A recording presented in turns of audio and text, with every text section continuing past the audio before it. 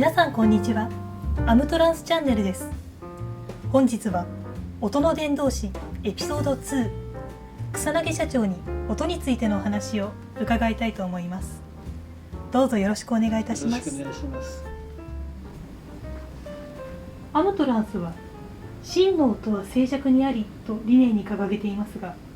これは何を意味しているのでしょうか。はい、その回をすぐお話しするのはちょっと大変なことなので、順番を追ってお話ししたいと思います。実はエレクトロニクスというものはわからないことがいっぱいある世界です。今エレクトロニクスが世界中で非常に発達して、いろんなところで、活躍しておりますけど、エレクトロニクスの一番基本となるようなところ、それはまだわからないことだらけです。それと同様に音も実はわからないことだらけです。で、音は現在データ化できないと、音の違いをデータで表すことができないというふうに思われています。実際それはデータ化未だにできません。ですから最後は結局自分で聞くしかないんです。データ化できないという一つの過去の苦い経験をお話ししますと、テクトロニクスという計測器の会社がリアルタイムスペクトラムアナライザーというのをある時発表いたしました。私は友人と一緒にその機械を使って音の違いを何とか再現しようという実験をいたしました。1台1000万円ぐらいする機械ですけど、それを使って音の違いを3次元で表してみようという実験をしました。リアルタイムスペクトラムアナライザーというのはどういうことかというと、普通スピナーは横軸が周波数、縦軸が音のレベルです。そこに音をサンプリングして時間軸でもって3次元の音をメモリーに入れて、それを後からいろんな形で表現するという、そういうスペクトラムアナライザーです。で、その時雑誌にいかにも音の違いが少し分かったようなことを書きましたけど、実はそれは本当はそうじゃなくて、いまだにそれが実現できないのが本当の姿です。人間の耳は 120dB の感度を持っています。しかし測定器から言うと、とてもいっぺんに表せるのがせいぜい 90dB ぐらいしか表せません。ですから残り 30dB は一緒に取ることができないわけです。そういう意味からもデータ化できないというふうに思われています。余震波もしそれができたとしてもですね、音というのは空気を伝って人間の耳に聞こえてくるわけです。鼓膜を振動させて三半規管を刺激して、それがパルスとなって脳に行って、ある種の音のイメージを作るわけですけど、そうすると空気を伝わることによって、その日の空気の重さっていうか湿度だとか温度だとか、そういうものによって空気の重さが変わるわけですから、そこに振動が伝わると、その振動そのものがその空気によって変化すると。ましてや人間の耳に入って脳で認識するまでの間に、今度は大脳生理学だなんだって非常にややこしい難しい問題にぶち当たります。ですからそれを、しかも聞いた音を言葉で表現しなきゃいけないわけです。そうすると聞いた人の感覚でしかその音の表現ができないということになります。ですから音の違いっていうのは、聞いた人そのもののその人が言うことを、正解だとしたらその人の言うことが全てであって、他の人がそれに対して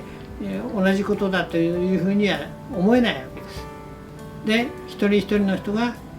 音を聞いて判断するしかない、自分で判断するしかないということが今の音の聞き方だと思います。そこで面白いのが、そうなるとですね、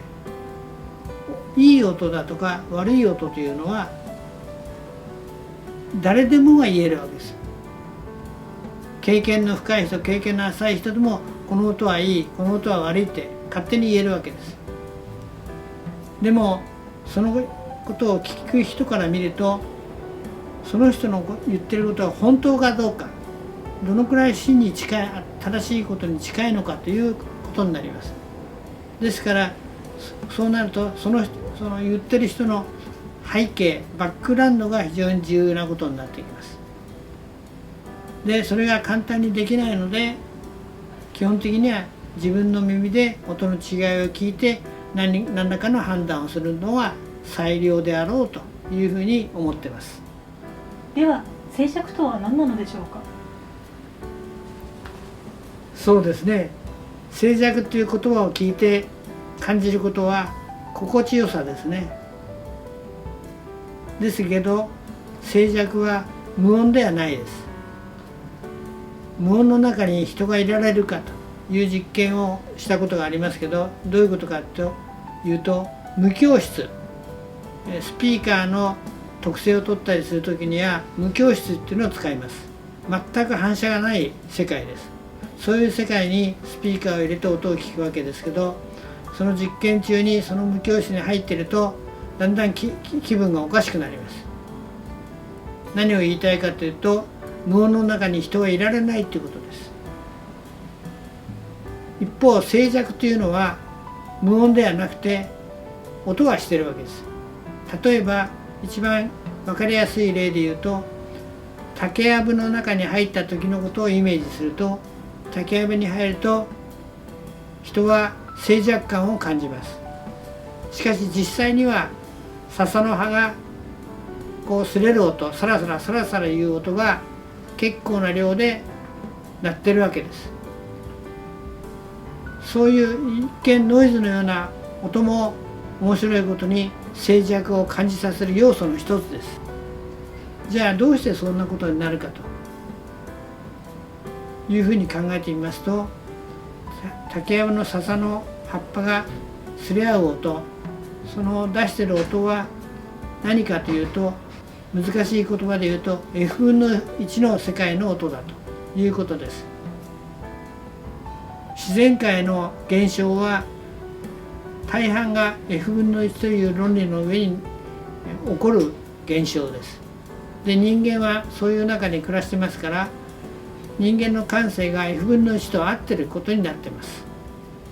で F 分の1が出すようなそういう音は人間の感性と合うので、そこで心地よさを感じ静寂感を感じるというふうに言われています。ですから静寂の中ではノイズも音の一部で、決して無音ではないということになります。身の回りの大変なことはその F 分の1の世界にあるということです。それではオーディオで静寂感を再現することはできるのでしょうか。はい、そのお話をする前に私の昔の経験を一つお話ししたいと思います。私は小学校3年から大学卒業するまで放送部というクラブ活動の中で過ごしてきました。例えば小学校の時に朝校長先生が朝礼をする時があります。その時私は演台の前にマイクを立てて、ケーブルをミキサーまで引っ張って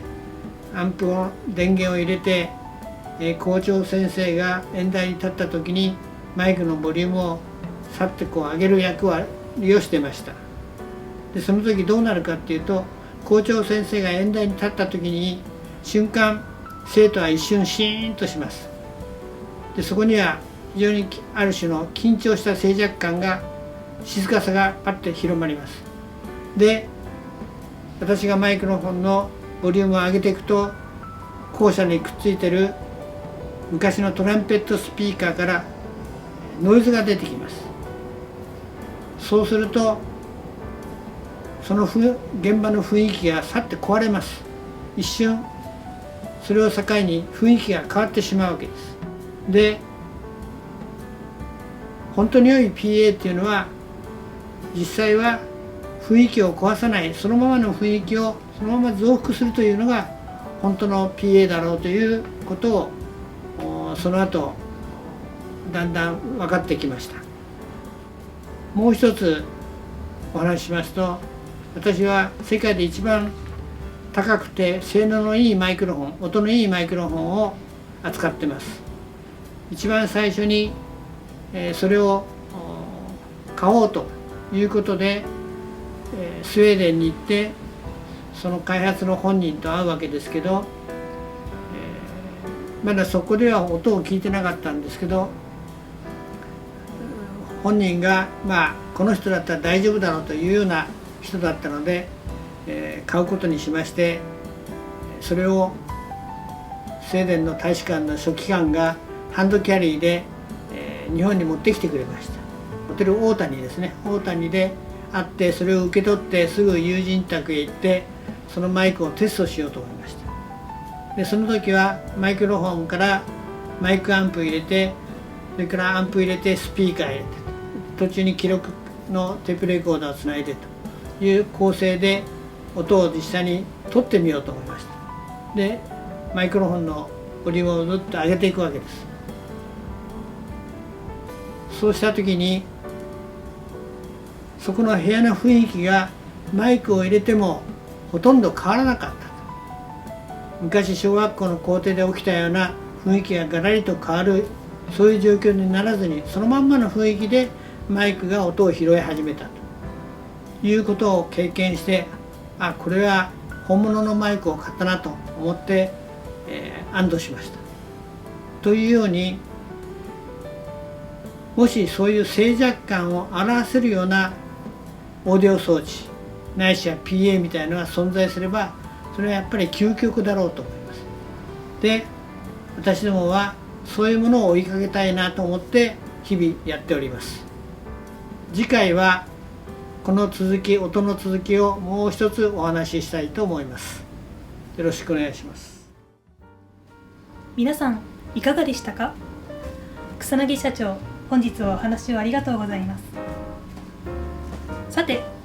次回は音の伝道師エピソード2、音についてのお話の後編として、またたくさんのお話を聞かせていただきます。皆さんどうぞお楽しみに。本日はご視聴ありがとうございました。ありがとうございました。